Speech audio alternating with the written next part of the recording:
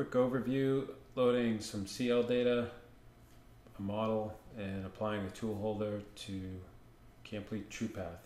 I'm going to start with some apt language, which is some CL data with some cutting position data and information about the cutting section of the tool holder only. So when I first load this, it's not going to have any type of holder or part geometry on it, just the cutting portion and the cutting edge of the tool.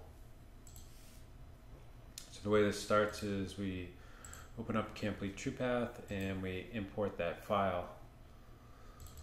And every CAM system has its own file handler. In this case, there's a couple different ones that use this extension .apt. So in this case, it's just a generic apt file. And it brings up the list of available machines that you have. So we're going to select this PX30. And we can navigate to the tool portion. And this is what it's read from the CL data here, and you can see from the 3D file it doesn't have any tool holder information in it, but it's really easy to select the tool holder from our library that we can have defined. There's a 2D view and a 3D view of the holder, and we can see it before we load it. We can even apply an extension length here, or we can have these predefined so that this automatically happens in our library here. Say finish.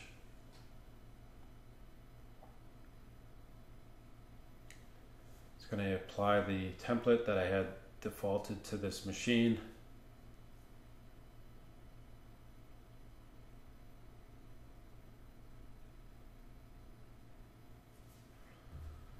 It's going to show this toolpath as if you were looking at it in the CAM system. In this case, I have a navigation bar here, which if I grab it, it shows me any position of the toolpath that I've loaded. I have complete control over this toolpath, whether I want to transform it, move it around, tilt it. I have complete control without going back to the CAM system.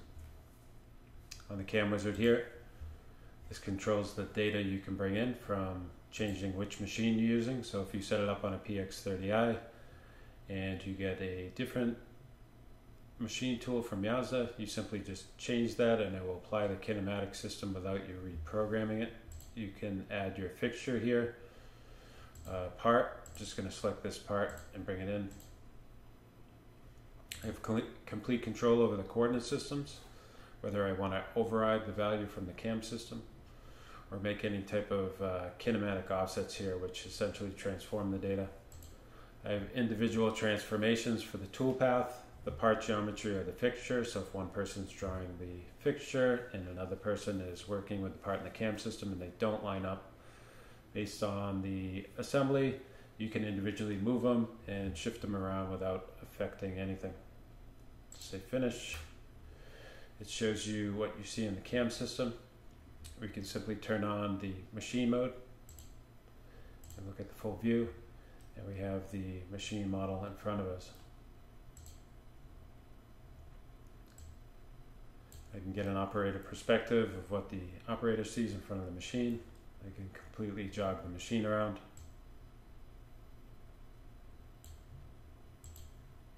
I can also rewind this and simulate it. And it's simulating the G-code here and showing us a preview of the CL data, which was from the apt file. So the simulation is of your G-code. You can do all your any type of stock removal for collision checking, simulation options for collision checking, for any type of optimizations depending on what type of format you're using. You can completely manipulate this data, so if you want to change the, I'm going to shut off the guard work here, if you want to change the position of this part on the table, you can simply go back to this CAM wizard and you can transform and link all these together. So when I move them, I can say this is now 4 inches up off that origin, and it reposts it out based on that information.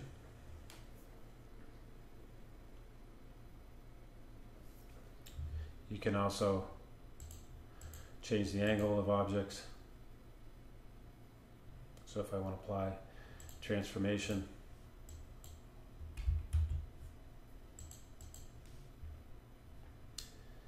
it'll reapply it.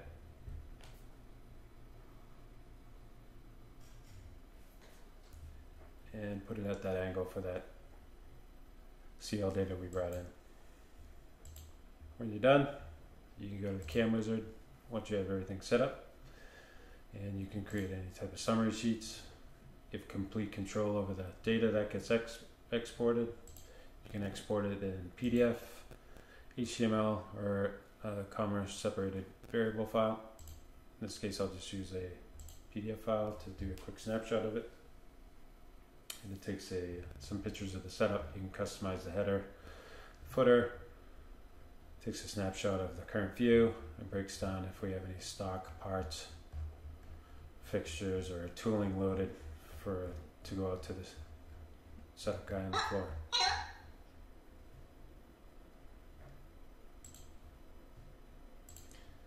You can export your G-code just by pressing this button here and export it to your desktop. And on my desktop, just gonna select the file here. We have our G-code program for that template we used on that YASA. Quick overview of the resource manager here. Up top, you can navigate to the resources. We have control over the format editor, which we have some default templates which work right out of the box. For advanced, which use the dynamic control functions like tool center point and tilted work plane.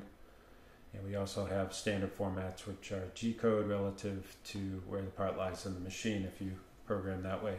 And we have a number of optimization tools for relative velocity leveling and linearization if you choose to use the standard format for traditional post-processing. You have control over the machine templates, so you have the default PX30 here. You could copy it and you could select a template and you can modify some of the defaults so that if you have a fixture that comes in all the time when you use this machine, you can have it automatically come in. And you can also predefine the tool changer for tools 1 through whatever or how many tools you have in that machine. And by doing this too, it also verifies that the CL data you brought in matches the tools that actually belong in this machine. So you could set up a fixture, any default transformations, anything to do with the tool holders and which pockets they're in, any default templates, and anything unique for any type of parameter settings which are unique to your machine tool. And we have our tool library, which allows you to define a tool holder or a tool assembly and some very simple information. Just by defining the 2D profile, we can see what the 3D shape is, and you can create and modify these as necessary and apply them to any resource that you see here.